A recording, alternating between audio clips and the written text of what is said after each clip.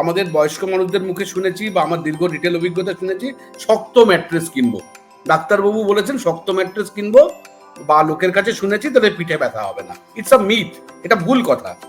আমরা যখন ঘুমোই আমাদের এই পুরো কন্ট্রোলটা না মানে ঝুলে থাকে if it is a hard mattress.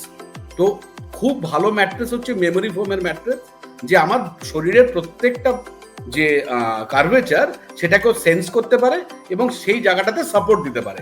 তো definitely we need ergonomic mattress because we spend so much for so many for our lifestyle, but we always compromise with our mattress, because আমি যদি 1 লাখ টাকা দামের খাটে শুই, if I switch off the light I cannot see the design, but if I am sleeping in a good mattress that will give me a fantastic sleep and so that I can work very good in the next day.